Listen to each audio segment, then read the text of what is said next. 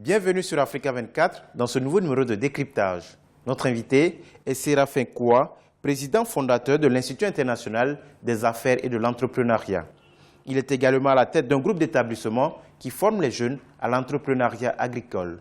Avec lui, nous parlerons bien entendu d'entrepreneuriat, mais aussi de l'impact de la démographie sur l'urbanisation. On constate de plus en plus un mouvement croissant des jeunes des campagnes vers les centres urbains. Ils ne veulent pas vivre à la campagne ou retourner à la terre parce qu'ils préfèrent les commodités de la ville. Quels sont les conseils que vous pourriez leur donner? Selon une étude en Afrique, la population jeune représente 70%. C'est une chance pour l'Afrique. Une chance parce que c'est une ressource humaine capable, bien formée, qui va permettre à l'Afrique de relever certains défis, le chômage, la pauvreté, etc. Parce que nous avons des jeunes valides et solides. Mais à la fois aussi, je peux dire aussi, ça peut être un danger aussi, si ceux-là n'ont pas d'emploi. Je pourrais dire que c'est un cancer, même pour les pays africains. Et je pense que la plupart des pays, nous, la Côte d'Ivoire, nous sommes un pays à vocation agricole. Et on le dit souvent, la terre nourrit son homme. Moi, je suis allé aux États-Unis, au Canada. J'ai vu là-bas que les enfants des farmers, des planteurs, ce sont ces enfants-là qui fréquentent les écoles les plus huppées et donc chères. Et donc ça veut dire qu'on accorde de la valeur à ces planteurs aux États-Unis, au Canada. Ça doit être pareil pour nous ici. Vous faites la promotion de l'entrepreneuriat agricole. Votre établissement compte beaucoup de filières dans ce secteur avec un champ école. Pourquoi cette emphase sur l'agriculture? Nous sommes en Côte d'Ivoire, nous avons l'économie de ce pays repose sur l'agriculture.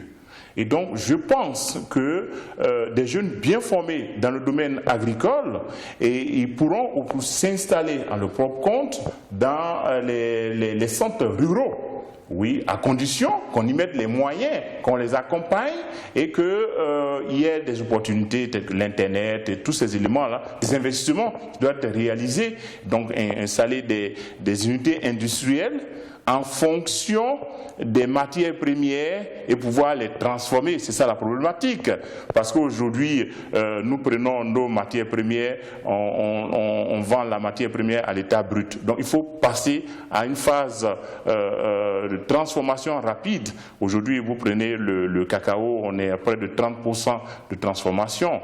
On a vu le coût des cacao sur le marché mondial, il y a une baisse. Mais si nous-mêmes, nous produisons et que nous les transformons et que nous consommons aussi en interne, une partie est exportée en produits semi-finis, moi je pense que ça va créer de la valeur ajoutée et ça va permettre de développer le pays. Vous insistez sur le fait de diriger les jeunes vers l'entrepreneuriat dans les zones rurales du pays. À votre avis, le pays profond peut-il absorber tous ces jeunes? Je donne l'exemple moi-même.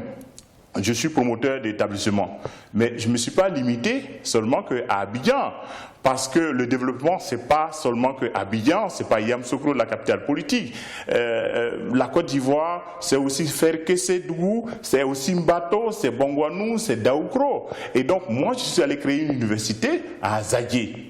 Et le fait de créer cette université à Azadie va développer cette ville-là. Parce que les étudiants, aujourd'hui, il y a près de 200 étudiants dans cette petite ville-là.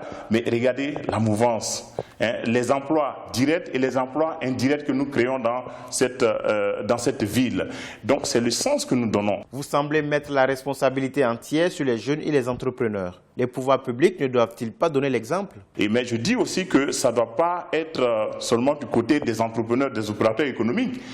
La politique aussi doit pouvoir suivre. Je donne l'exemple au Maroc où j'ai étudié.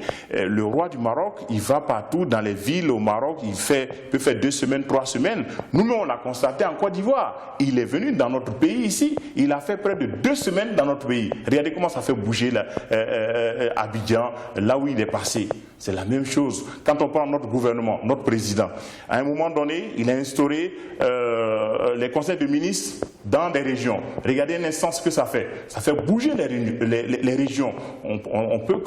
Les jeunes ont commencé à avoir confiance, n'est-ce pas, au gouvernement et ils se rapprochent plus des législatives de nos gouvernants. Donc ils se sentent en fait aussi responsables, ils se disent que oui, si je retourne à la terre, je pense qu'aujourd'hui, la Côte d'Ivoire, ce n'est pas seulement Abidjan, et donc il faut pouvoir accompagner. Donc j'aimerais dire aux jeunes, oui, la terre nourrit son homme, nous avons du potentiel.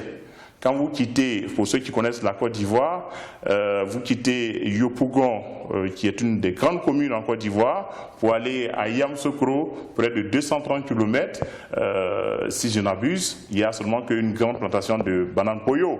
Donc la terre, et on peut faire des exploitations de maïs, de bananes, de manioc, et tout ça, ça va pouvoir aider les jeunes à créer des emplois.